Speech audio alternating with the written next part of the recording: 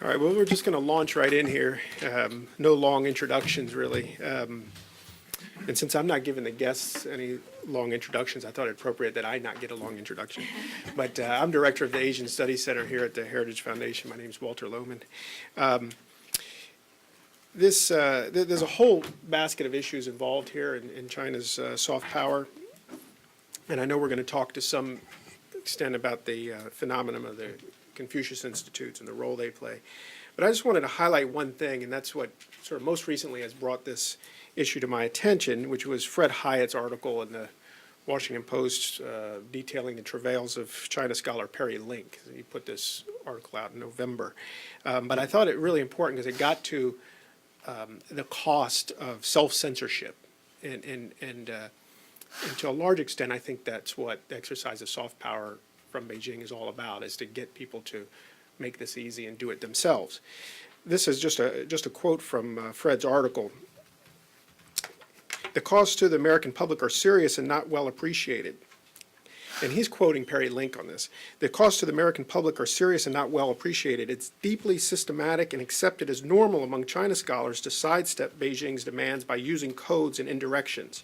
One does not use the term Taiwan independence, quote unquote. For example, it's, quote, cross-straits relations. One does not mention Liu Xiaobo, the Nobel Peace Prize winner who is now in prison. Even the word liberation, quote unquote, to refer to 1949 is accepted as normal. Academics understand the code. Link says to Hyatt's quoting him here, quote, but when scholars write and speak to the public in this code, the public gets the impression that 1949 really was a liberation, that Taiwan independence really isn't much of an issue, and that Nobel Prize winner in prison really is not much to talk about. I would add to this sort of code that we use when talking about China now, new model of major power relations, which seems to be a phrase that we use as well. The Chinese put it out there and then we pick it up as code. So I just wanted to highlight that at the beginning. That is that the net effect of China's soft power is to get American scholars and the American government, if successful, to talk about things in the terms that they want us to talk about. So when we talk about Taiwan, we don't call Taiwan a country, because it might offend the Chinese to call it a country. It is a country, of course, or we don't, like he says, we don't talk about Taiwan independence, or we don't talk about freedom of expression in China. We self-censor ourselves all of the time to accommodate Chinese interests. So we've got a few panelists here to help us through this issue. First, Stephanie Klein-Albrandt. Stephanie is director of the Asian Pacific program at the U.S. Institute of Peace. She's been there since August 2013. Previously, she set up and ran the Beijing office of the International Crisis Group for 5 years. She's written extensively on China's foreign policy, including China's views of the strategic environment, Chinese-U.S. relations, and many other issues besides. Again, keeping the bio short here with all due respect to your long and distinguished biography. Dean Cheng is actually with the Heritage Foundation. He's senior research fellow here. He's been here for more than 4 years now. He was 13 years as senior analyst, first with SEIC and then with CNA. Hella Dale is Heritage Foundation's senior fellow in public diplomacy studies. Hella joined Heritage in 2002 as deputy director of the Davis Institute here. She was also once director of our Allison Center. Hella's career started in journalism and in the good old days of the Washington Times. She was editor of the op-ed page there.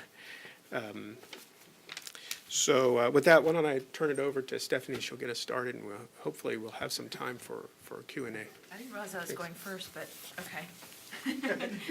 No, it's all good. It's all good because I'm focusing mostly on the ASEAN quotient, and I'm not going to go in too much to definitions of soft power and these types of things. But I do actually prefer the definition of attraction than soft power. I mean, soft power to a certain extent is a notion of attraction.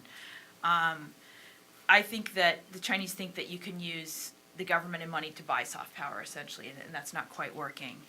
But the practice of soft power became, especially under Hu Jintao, an attractive policy option for China alongside its desire to demonstrate its commitment to a peaceful rise.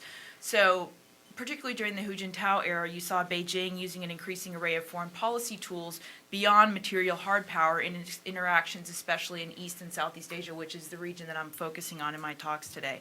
This includes development assistance, trade, cultural exchanges, and the like. However, my conclusion is that China's massive push to project soft power hasn't really translated into more supportive views of its quest for status and legitimacy, and this limited appeal derives from two factors, one of which is Beijing's decision to demonstrate its resolve increasingly on regional territorial disputes, with, bordering on military coercion in the East and South China Seas, and also the fact that it's going to be difficult for Chinese government to prevent its domestic record on political and civil freedoms from affecting international credibility. The limited political reform that we've seen on the domestic front has stifled the development of civil society in China, especially with regard to certain political and religious liberties. And as you've seen in Southeast Asia and Africa, by contrast, you have political leaders and civil society organizations, mostly on their own initiative, notwithstanding the color revolutions, et cetera, enshrining universality of human freedoms into charters of the ASEAN and the African Union. So the Chinese government's behavior at home and abroad on human rights issues seems to be at odds with these types of prevailing trends. I think it's important to point out that the Chinese did have a relatively successful strategy in Southeast Asia. Certainly after 1997, the Asian financial crisis, you'll recall that there was a concerted overture made, devaluing the renminbi, negotiating China-ASEAN free trade, support for Chiang Mai Initiative, all in contrast to the harsh medicine at the time that was recommended by the IMF. China's short-term goal there was to reassure the region of its peaceful intent, prevent the development of anti-China coalitions, and build ties that facilitate regional stability in China's internal development. I would say that to a certain extent, this strategy was successful more or less until about 2008. It did help to transform China's image from that of an ideological provocateur to that of a welcome and more pragmatic partner for peace and prosperity. And this was achieved through consistent and strategic high-level attention, adept day-to-day management of relations, and bold policy initiatives. But obviously, the recent tensions and ongoing problems in the Eastern China Sea are shedding considerable light on the limitations of Chinese soft power. There's significant regional concern about China's shift from embracing multilateral diplomacy and soft power to a foreign policy that's more defined in terms of narrow, self-interested terms. And this really all risks losing 20 years of painstakingly accumulated goodwill in Southeast Asia. I think it's important just quickly to do a quick overview of the change between Hu Jintao and Xi Jinping, because I think that it's been more stark than what I would have predicted at the time. I think that a foreign policy that until recently was defensive, reactive, and quite sensitive to the perception of outsiders has really changed very rapidly under Xi Jinping. This obviously has to do with the fact that he was able to relatively rapidly consolidate his power. But I get the sense that he's really making foreign policy with the mindset of a great power, and we haven't really seen that. Certainly we didn't see that under Hu Jintao. In a way, Hu Jintao teed it up for Xi Jinping. The cardinal terms that Chinese used to use in various meetings to describe their own policies and their own activities have really been sloughed off in recent months. You don't really hear that much anymore, things like non-interference, peaceful rise, 5 principles of peaceful coexistence, hide and bide. It's much less prevalent in national discourse. And I get the sense that the sensitivity to perceptions of outsiders has been almost replaced by government sensitivity to opinions of Chinese nationalists and internet users in the country who consistently demand a more active approach by Beijing to protect Chinese interests. To a certain extent, the Chinese they almost have given up. They feel like 90% of international coverage is negative. But I think that Dean will be speaking more about the money that's going into media and these types of things. So under Xi Jinping's leadership, Beijing is increasingly probing U.S. commitment to its allies, opening up chinks that it's been able to exploit to change the status quo. In the region, China's put in a clear policy to become a maritime power and is taking actions directly in consequence, including the consolidation of a bolder maritime law enforcement agency. Globally, Beijing's preparing to play an expanded role in the Middle East and Afghanistan in anticipation of a U.S. drawdown. And we're seeing shifts in 4 areas. We're seeing a shift from non-interference to creative involvement, if not direct interference, a shift away from bilateral to multilateral diplomacy, a shift from reactive to preventative diplomacy, and a move away from strict non-alignment towards semi-alignments.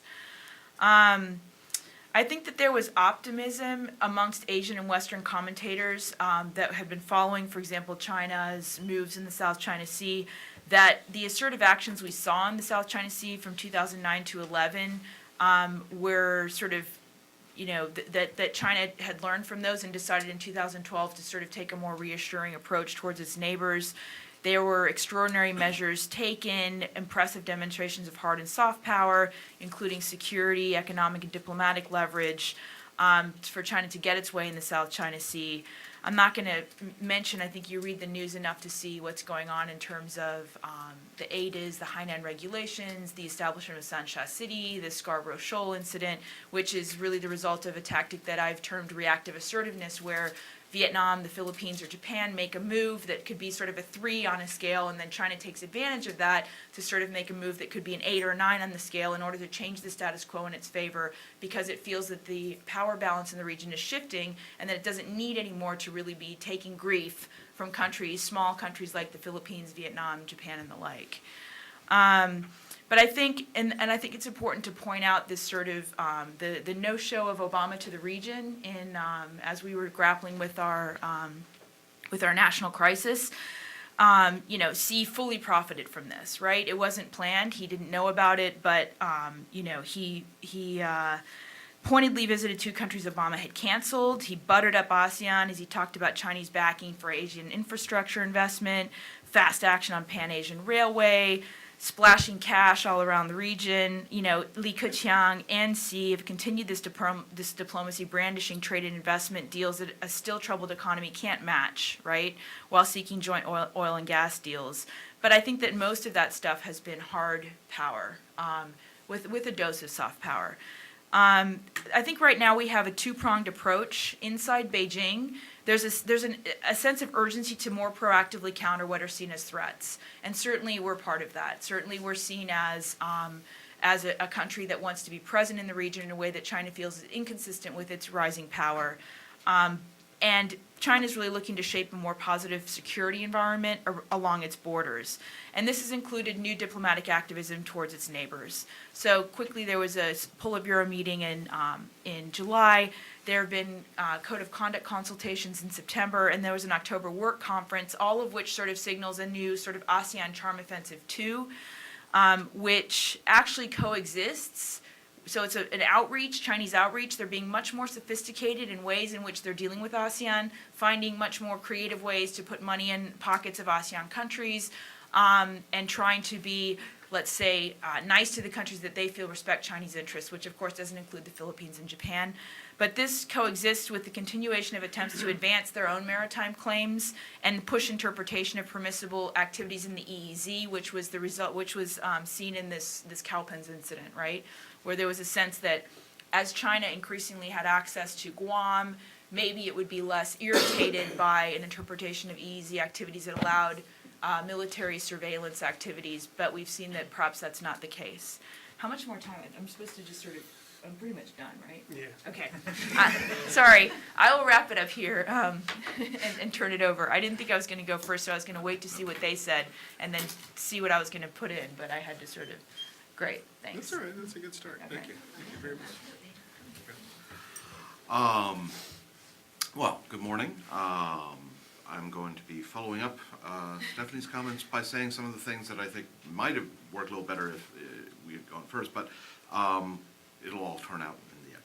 As I'm sure, as Stephanie and everyone in this room, I'm sure, is already aware of, there's been a host of issues and incidents over the past year that ranging from the Sino-Japanese concerns over the Senkakus, the establishment of the ADIS, the near collision with the USS Cowpens, and at the end of the year, the promulgation of new fishing regulations.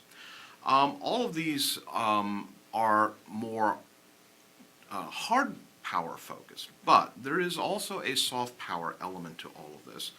And it comes together in some of Admiral Locklear, commander of Pacific Command's comments, about how, on the one hand, we have the Chinese clearly posing a challenge militarily to the United States. U.S. superiority can no longer be taken as a given.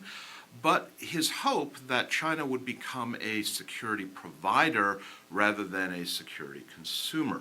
And the reason why this is striking is because the implication here is that China in some ways will become like us. And that in turn, I would suggest, is part of a larger Chinese effort to present themselves as not big, bad, and scary, which goes to the heart of soft power. It touches on a lot of things that Stephanie mentioned. And it also goes to how the Chinese conceive of security, which is the idea of comprehensive national power.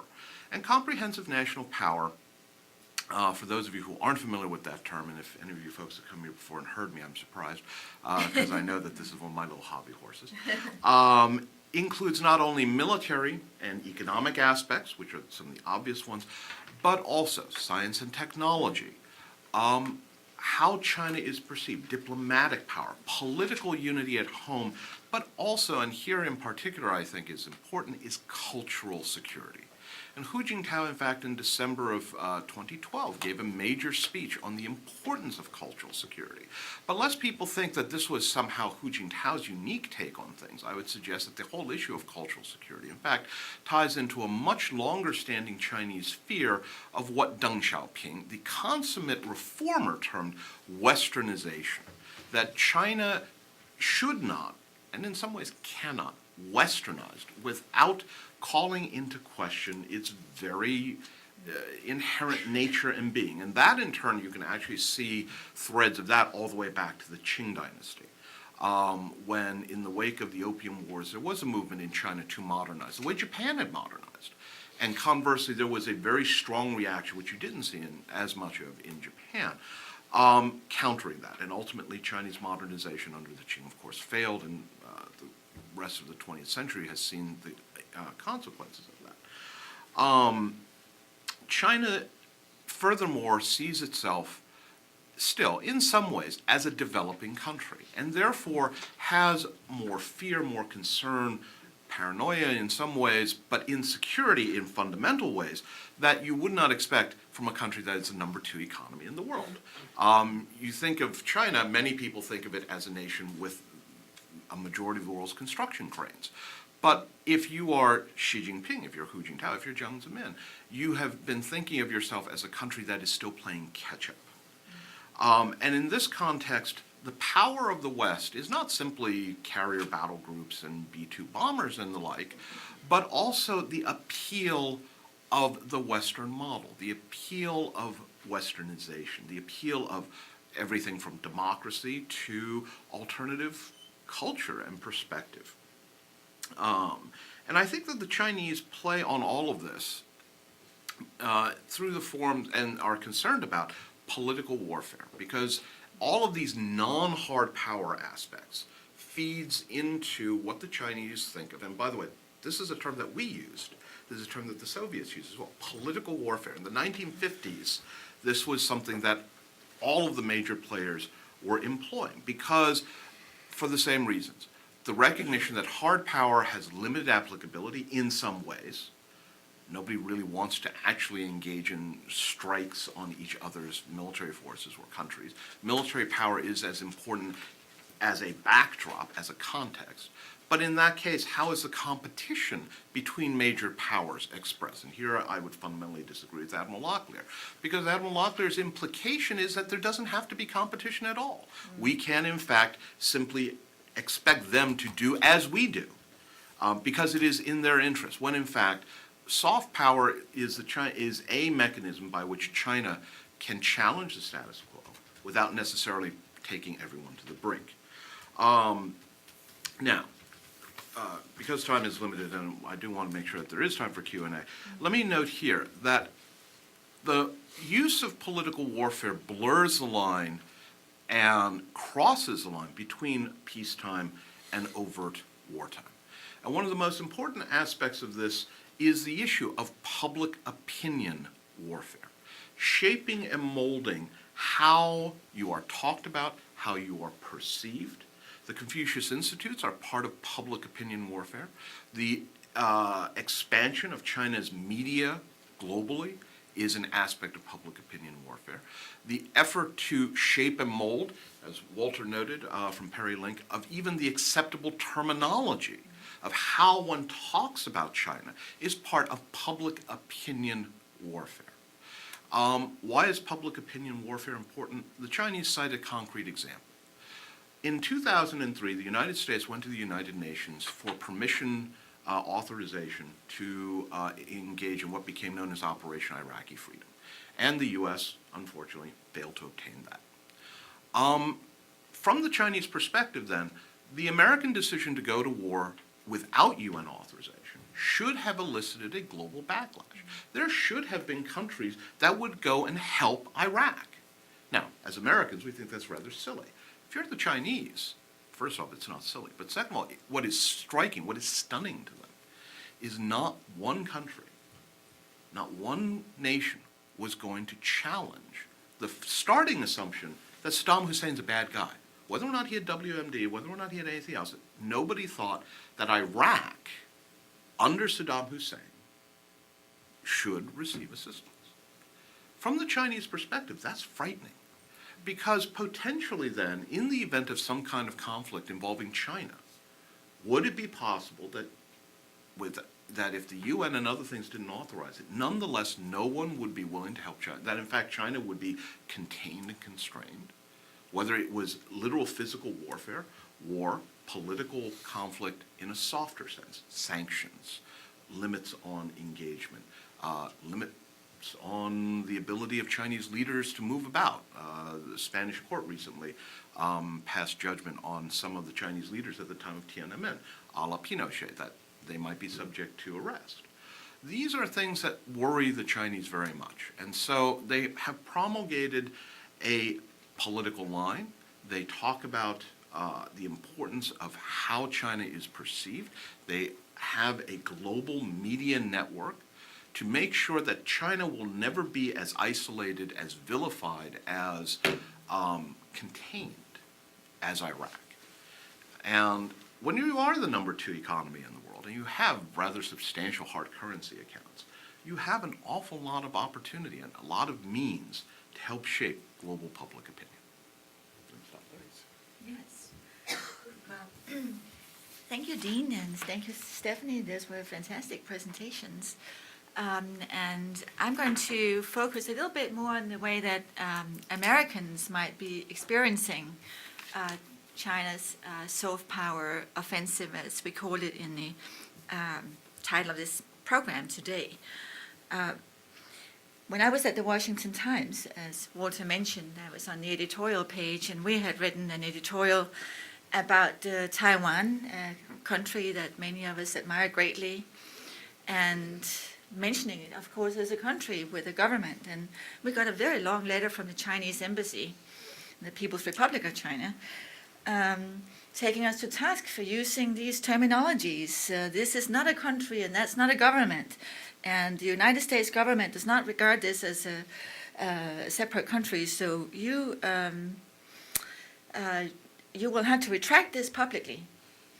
And we were just stunned because it seemed that nobody actually knew that we were an independent organization, and furthermore that our arguments were very good, but it was so extremely heavy-handed. This was back in the 1990s, and we had a good laugh over it, and we ran it, and you know. But since then, in the first decade, particularly of the 21st century, Chinese soft power has started becoming a lot more sophisticated. And the Confucius Institutes, which I'm going to speak a bit about, are a part of a much more sophisticated approach. Also, as Dean mentioned, the global media conglomerate that China is constructing, all the finessing of local relations, as Stephanie talked about. These are examples of a more nuanced approach to soft power diplomacy. Though really, I mean, I think for the Chinese government, it all comes down to the question of power. We tend to look at hard power being military and soft power being foreign aid and trade and everything else. And in the U.S. government, currently, certainly there is a great preference for soft power. But the Chinese have melded all of it in what CSIS called smart power, and which was embraced by the Obama administration, where you really meld all your elements of power into one strategy, focused on one country or one region or one purpose. Now, the Confucius Institutes came into being, first saw the light of day in 2004, 10 years ago. The University of Maryland was one of the first recipients of the Confucius Institute. It is a center for Chinese learning. It is a home for Chinese curriculum that is offered to institutions of higher education, not just here in the United States, but all over the world. So from the inception in 2004, the very first one I think was in South Korea, but University of Maryland, dating all the way back there. There are now more than, I think, more than 600, the numbers vary, but more than 600 of these institutes all over the world, hosted at local universities, who receive a grant of $100,000 or more for their Chinese studies program. Many universities here in the United States, and certainly all over the world, do not have the financial resources or the academic resources to undertake a study of China in such a serious way, and many have indeed embraced this gift, maybe sometimes without looking the gift horse in the mouth the way they should have. Currently, there are in the United States more than 70 institutes at universities, from the University of Maryland, the College of William and Mary, very prestigious institutions all over the United States.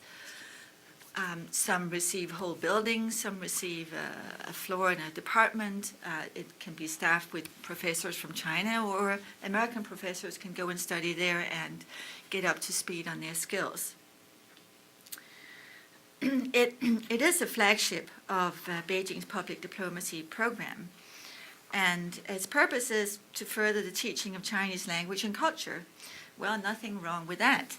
But once you have sort of let the Chinese cat out of the bag in your Asian Studies department, certain things can also happen, as Walter mentioned in the article, the column by Fred Hyatt back in November.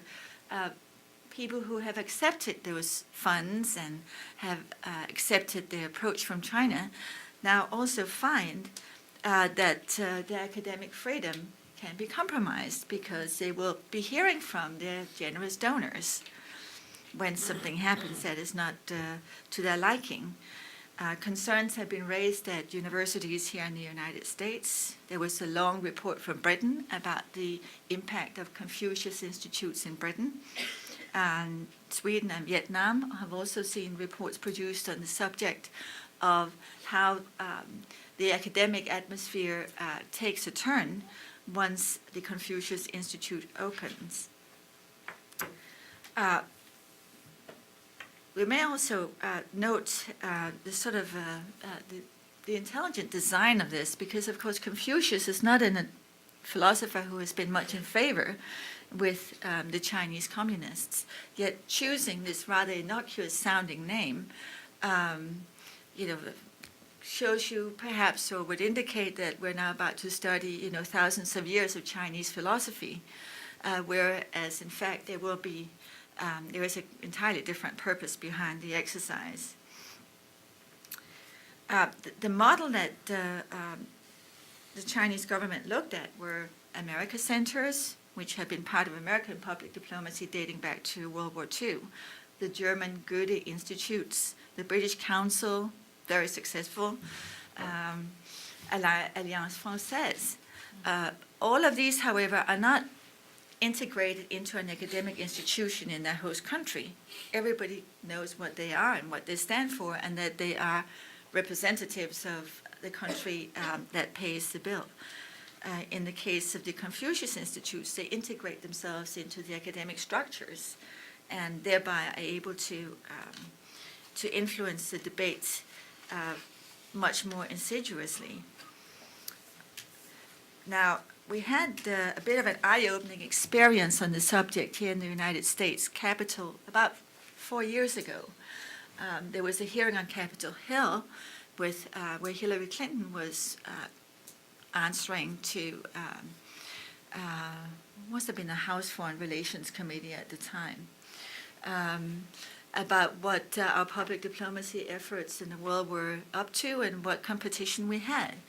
And it came out that those 70 Confucius Institutes funded by China are matched by nothing of the same order hosted by the United States in their country. There is a total imbalance in the Chinese public diplomacy outreach. Their push has been massive, and ours has been shrinking, which was one of the reasons that people kind of woke up to why this subject is so important. The United States has, I believe, a total of 5 America Centers in China, compared to more than 70 Confucius Institutes in the United States. This is obviously a very, very deliberate strategy. Now, Hillary Clinton was asked why not. And the first reason is they won't let us have more. The second is we can't afford it. Ooh, here's the most powerful economy in the world saying, well, we can't afford to fund the study of American culture in countries as important as China and other places overseas, whereas China can invest, what was it, something like $7 billion they announced they were going to invest in public diplomacy. This was really quite eye-opening, and I'm glad to see that since then, the study of the impact of the Confucius Institutes have been and much more has come out about what they are and what their purpose is. A couple of examples of the impact they've had or tried to have domestically. Democracy Digest, which published an article on this recently, went to the University of Chicago to ask, if they could host a program, for instance, on Tibetan independence. And the head of the program said that he thought that was probably not going to happen, at least not anywhere near where the Chinese scholars funded by China were sitting. Let's see, in a couple of years ago, when the University of Oregon wanted to invite Peng Ming-min, an advocate of Chinese independence, a very famous name, and received a lot of pressure from the Chinese consulate in San Francisco, arguing that this should not happen because it would be out of line. The University of Oregon resisted the pressure, but felt it nonetheless. Another example, College of William and Mary, 2012, wanted to invite the Dalai Lama to speak. He was already in Virginia, had been speaking at UVA, and they had been offered some other Tibetan dignitary, but the students wanted to hear from the Dalai Lama, and boy, did they hear from their representatives of Confucius Institute what they thought about that. William and Mary successfully argued, though, that one, it was the students who wanted to issue the invitation, and secondly, if China pulled out its funds, as it was threatening to do, it would be a far bigger news story with much more negative impact for China. And so actually the visit went through, but they're right there. They can monitor what's going on and they will voice their opinion. Now, what does it all add up to? Well, obviously, it adds up to an element in what our other speakers have said, trying to control the dialogue about China and China's image in the world, and to intimidate those who do not want to follow that line.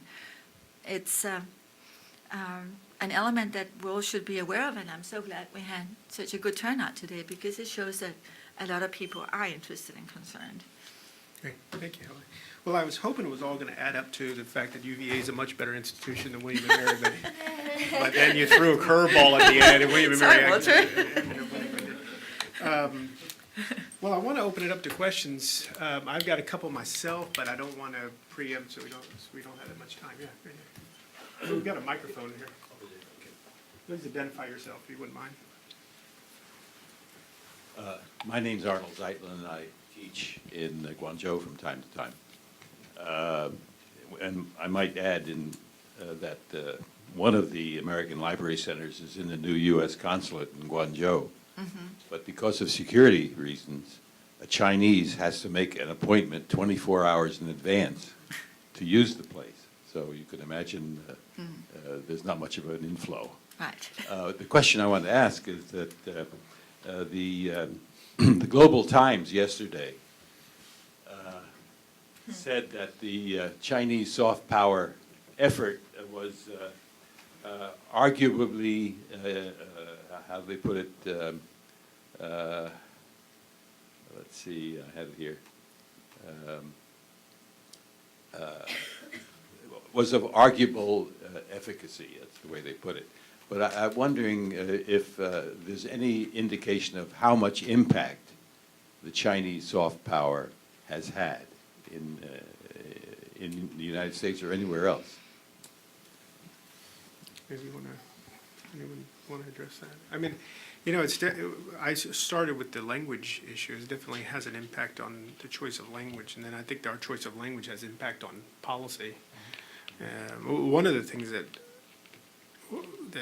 I'd single out is the use of the word containment, which always, I think, is an interesting dance we go through, which is the Chinese always accuse us of containment, and then we're always eager, most of the time we preempt it by saying, we're not talking about containment.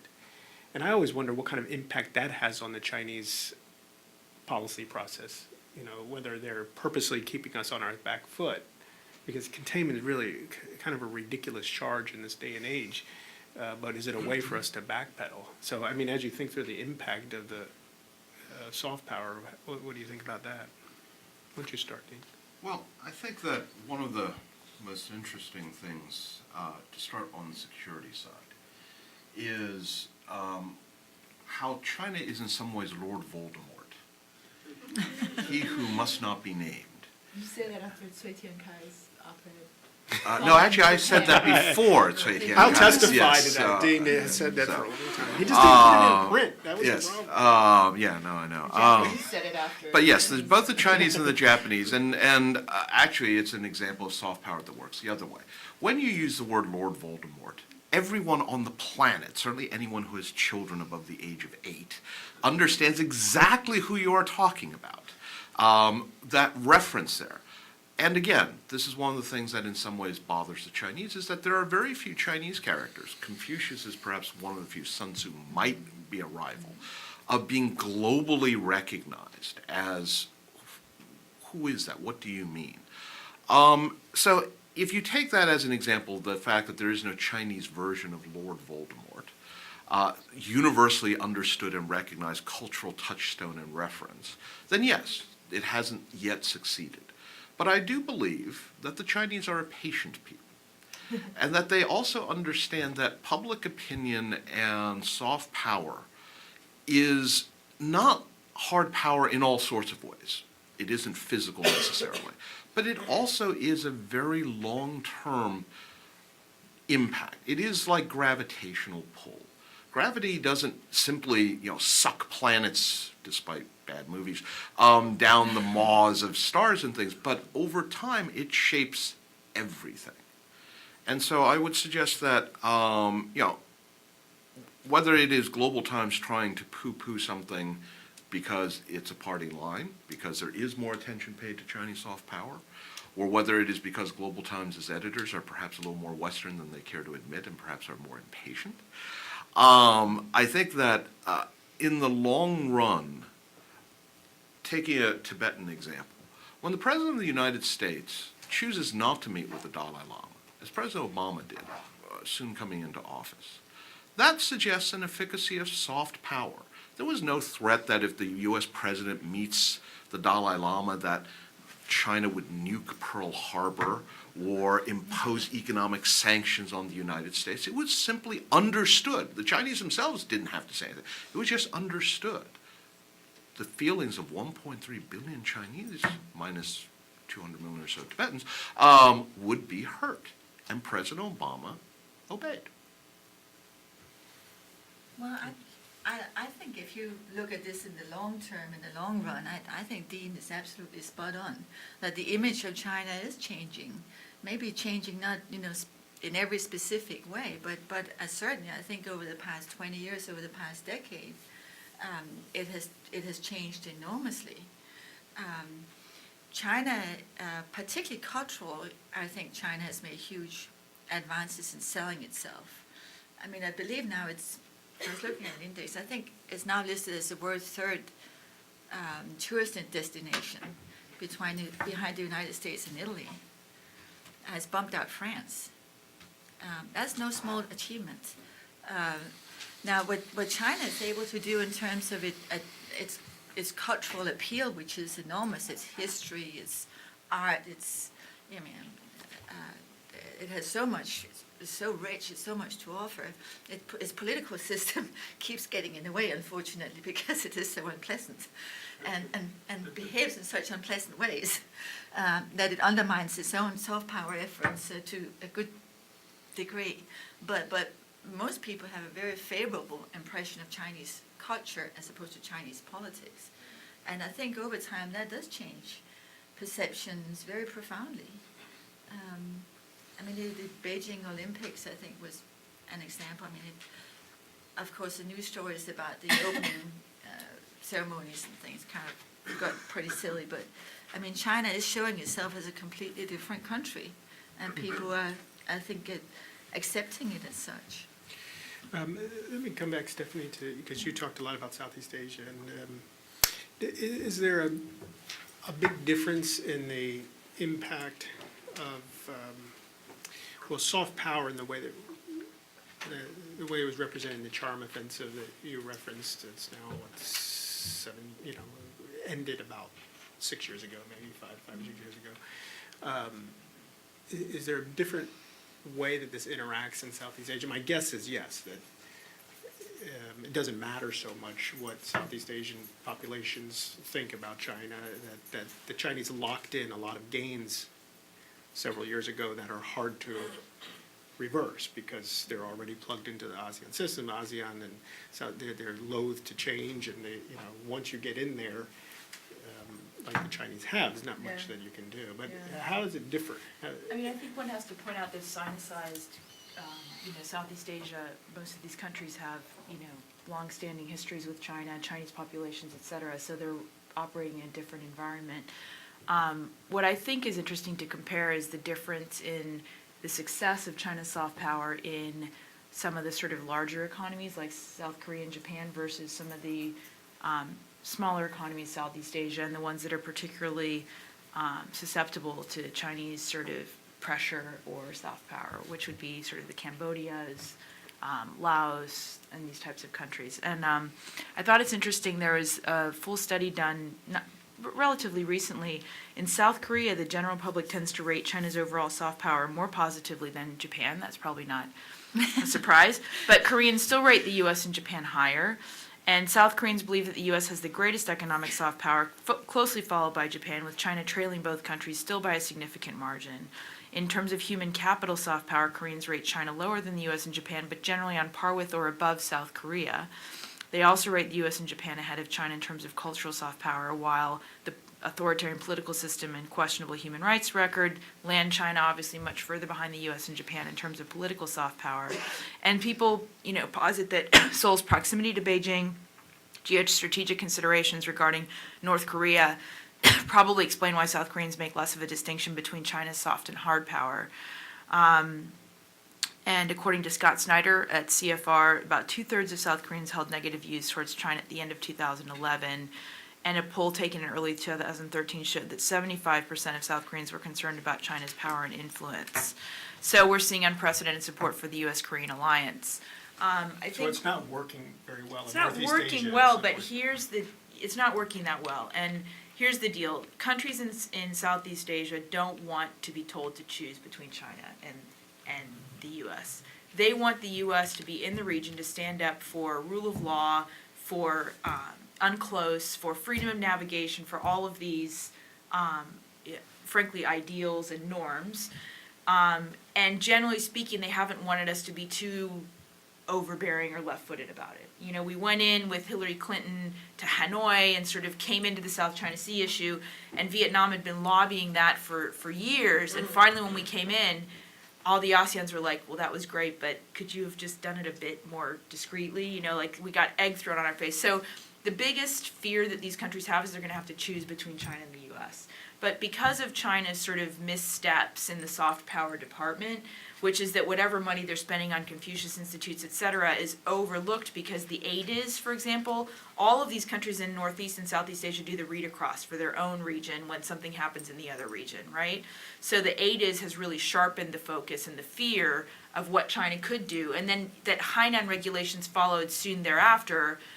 We're not getting into the technical aspects of the Hainan regulations, shows that China's willing to play on several fronts, which generally they don't like to do. Generally, they'll push East China Sea as the highest priority for China, given its desire to be a maritime power and the patriotic education, which has led to a lot of this anti-Japanese sentiment, which is a convenient outlet when Xi Jinping is pursuing a very ambitious reform agenda. So East China Sea is first, then you get issues like South China Sea and North Korea, et cetera. But what you see now is there's really not a country in North or Southeast Asia that doesn't want the U.S. to be completely present in the region. However, they think we're necessary but completely unreliable. We completely lack credibility. And that's because ASEAN doesn't notice the 99 times you show up to their meetings. They notice the one time that you don't, right? And so we're at this place where, you know, people love us, but, you know, we have aircraft carrier diplomacy. It makes them feel secure to a certain extent, but that doesn't really help their government stay in power necessarily. It's sort of the economic relationship. If we want to be present in the region, we have to have a real economic footprint. TPP is helping with that. Hopefully that all goes well. But these countries are feeling increasingly coerced. China has, interestingly, you know, for decades, they put politics to work for economics, right? The idea was economic development. Now, you literally have them taking economic hits for political goals, which you had with the rare earths announcement that really, you know, which sort of sent Japan into, I mean, it was a huge wake-up call for Japanese. And so a lot of countries in Southeast Asia that their economies are completely dependent, very, you know, the trade balance is very uneven on China, are worried what happens when the day comes when they say, and you're seeing this right now, the Philippines and Japan are being punished while the rest of the region is being welcomed, really. Well, I would argue that the ASEAN and Southeast Asia not wanting to make a choice is just a subset of their not wanting to make a decision or a judgment period on anything. Yeah. But that's a good discussion for another day. Yeah, Why yeah. don't we open up to any other questions?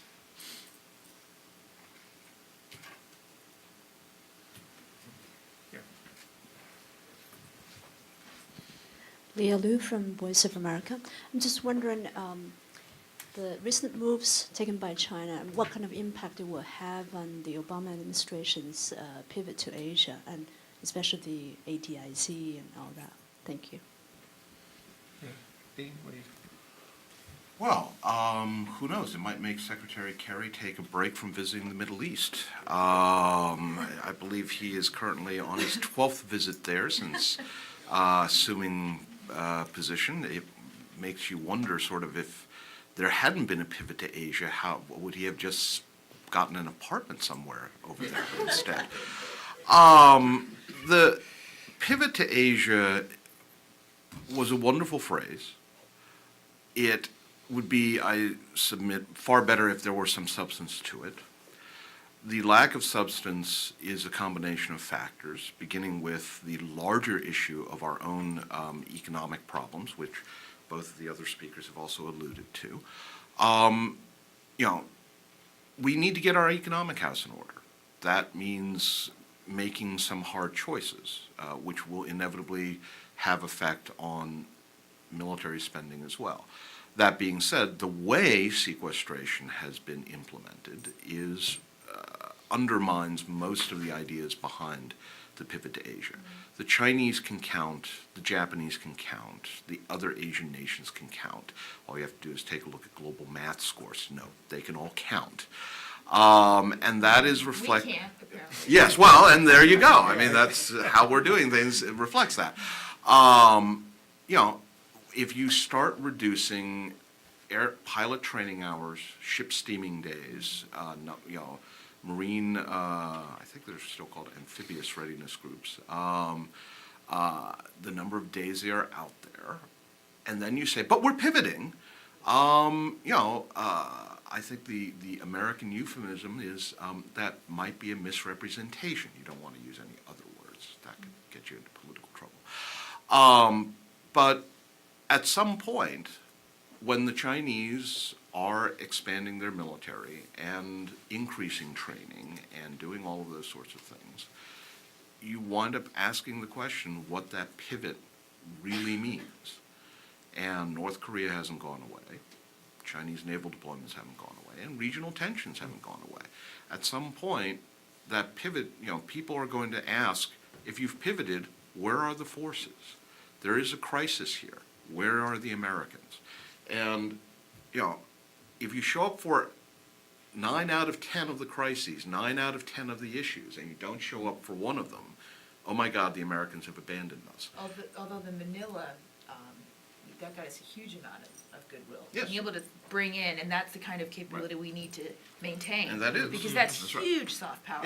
Mhm. Yeah. And along those lines, it's interesting, I'm glad you brought that up, because that was one of the other things to take into account. The Chinese, in some ways, are not expected to show up. And so when the Chinese didn't send their hospital ship and donated, I think, $100,000 as an initial down payment on one of the worst typhoons in the world, to some extent, the Chinese are able to skate by on a, well, but we don't expect them to show up. And that's sort of one of the interesting conundrums is soft power in some ways works significantly better for China. One, because you start from lower expectations. Two, you start from being a little more backwards.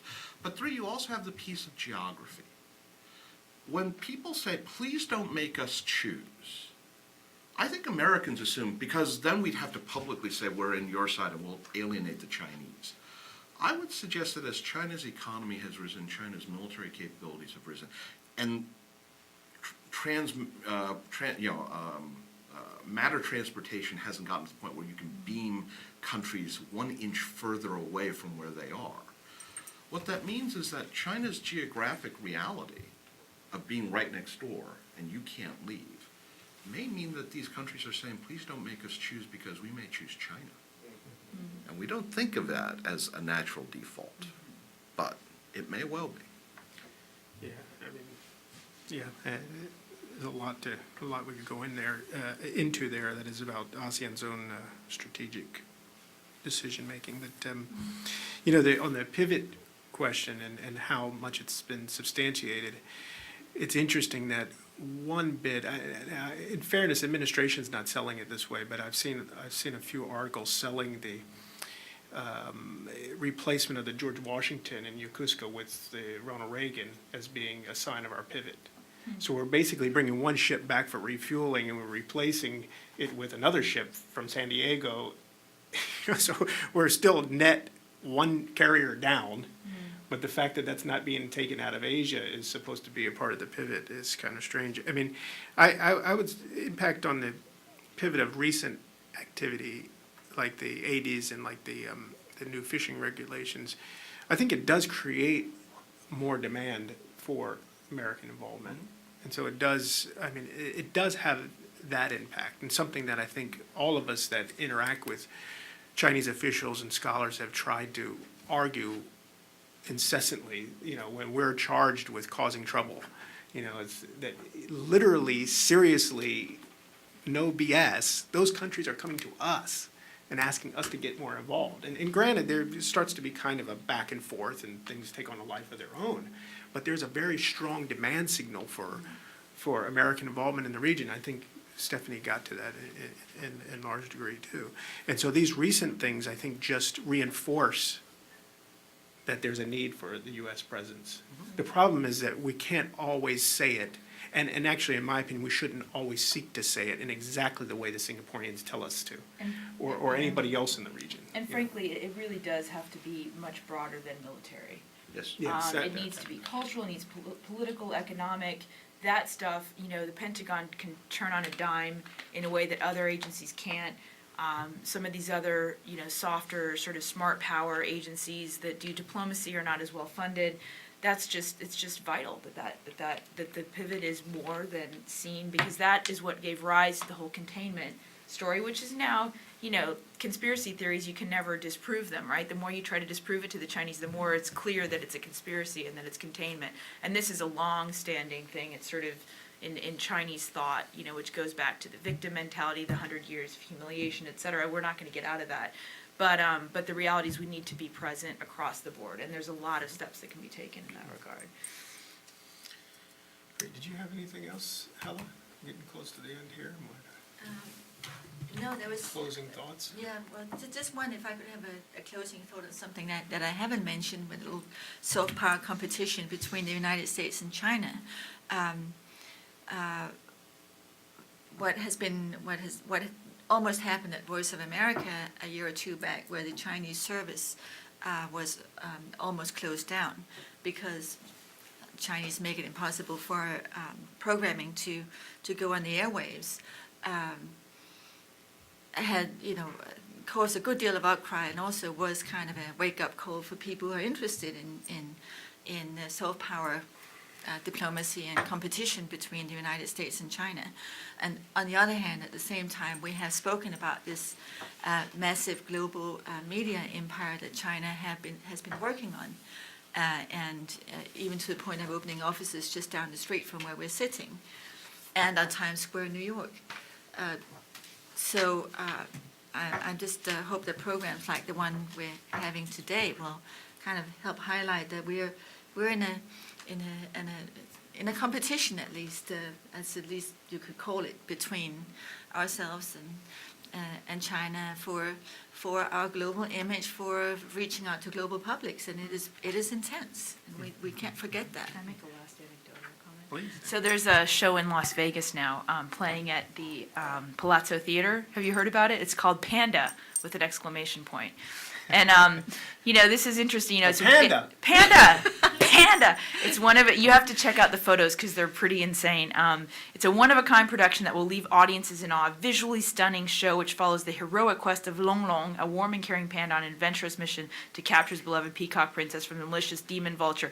Blah, blah, blah. High-flying acrobatics, Shaolin Temple, kung fu, stirring music, beautiful dance.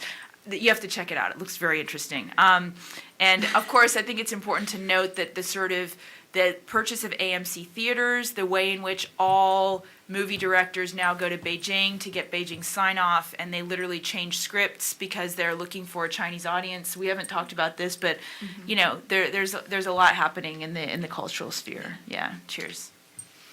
All right, well, thank you all for coming out. I particularly want to thank Stephanie for joining us. You're our guest. And so we Thank you really so much. appreciate This has it. been delightful. You've Thank done you. a lot of great Thank you. work at ICG, and it's great to have you in town now to Thank you. contribute to the debate here. Lovely. Thank you so much. Thank you.